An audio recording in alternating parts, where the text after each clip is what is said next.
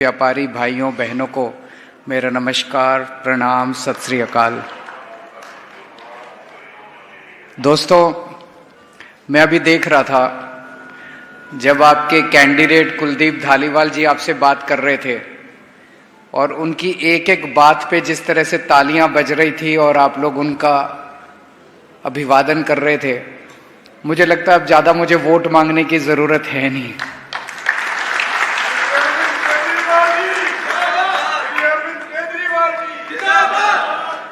हमारा जो कैंडिडेट है, हमारा जो यहाँ से कैंडिडेट है, वो एग्जैक्टली आपकी समस्याओं को समझता है और उन समस्याओं का समाधान करने के लिए वो पूरी तरह से कमिटेड है और आप लोगों का उस पे विश्वास है।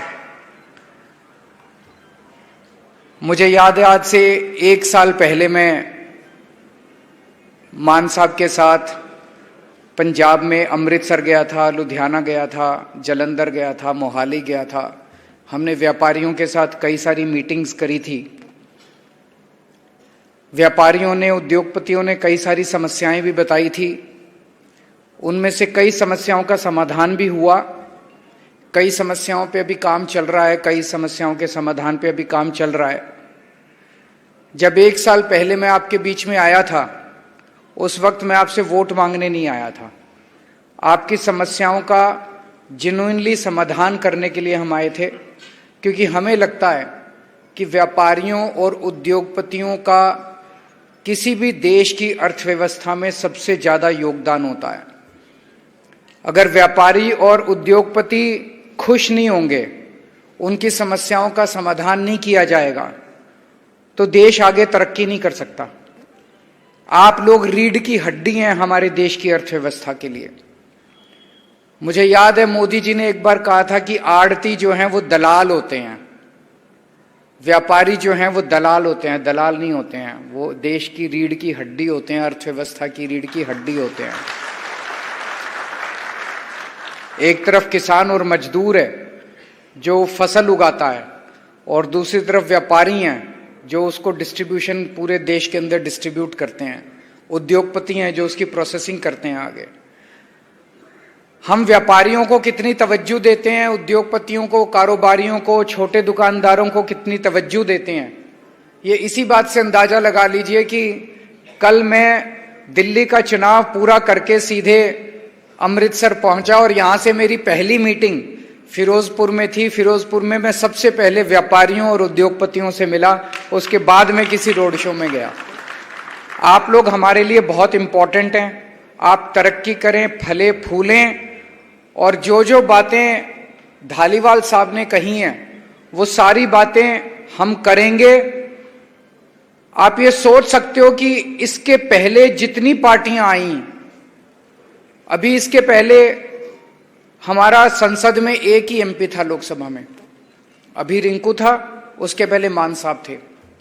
उनके अलावा किसी की आवाज सुनाई देती थी? कोई इस पार्टी का हो चाहे उस पार्टी का हो, कोई पंजाब के हक के बारे में बात ही नहीं करता था।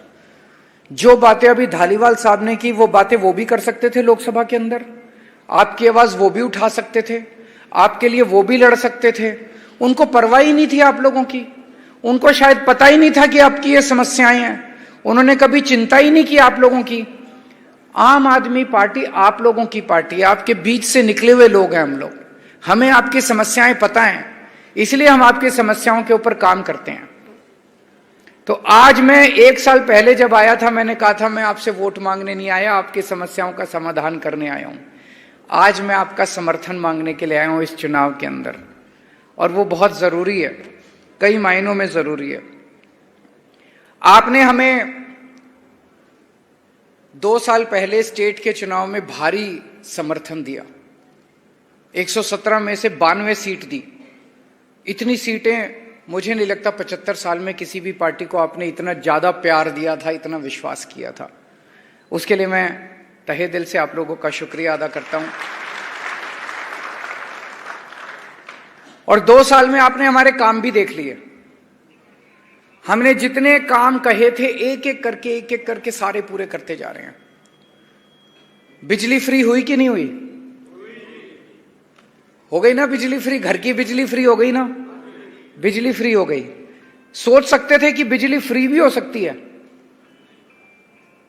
ये एक जादू की तरह है। केवल दिल्ली और पंजाब के लोगों को फ्री बिजली मिल रही है, बाकी पूरे देश में कहीं नहीं मिल रही। केवल आम आदमी पार्टी फ्री बिजली देती है। कहां से देते हैं? हमारी जेब से तो देते नहीं, पैसे बहुत लगते हैं, इतने पैसे तो है नहीं हमारी जेब में। वही पैसा है, कोई नया टैक्स भी नहीं लगाया, उतना ही टैक्स लग रहा है आप लोगों के ऊपर, थोड़ा कम ही लग रहा होगा, हमने कोई नया टैक्स नहीं लगाया। उसी पैसे को बचा बचा के जो पहले पैसा भ्रष्टाचार में चला जाता था, उसी पैसे को बचा बचा के आप लोगों को बिजली फ्री कर दी हम लोगों ने। मोहल्ला क्लिनिक बन रहे हैं, नहीं बन रहे हैं? बने कुछ मोहल्ला क्लिनिक अमृतसर, अच्छे हैं कि नहीं है? बढ़िया है कि नहीं है? मोहल्ला क्लिनिक में शानदार मोहल्ला क्लिनिक, फ्री दवाइयां मिल रही है, फ्री इलाज मिल रहा है, फ्री टेस्ट हो रहे हैं। और अब सरकारी स्कूल शानदार बनने लगे। सबसे पहला अमृतसर का सरकारी स्कूल मेरे को याद है, स्कूल ऑफ एक्सीलेंस। देखने गए आप लोग? देखा किसी ने? स्कूल ऑफ एक्सीलेंस बना, शानदार सरकारी स्कूल बन रहे हैं पूरे पंजाब के अंदर। शुरू हुआ है अभी, 2 ही साल हुए हैं, 2 साल ज्यादा नहीं होते। 75 साल का जो इन्होंने गंद फैलाया है, 75 साल जो इन्होंने खराब किया है,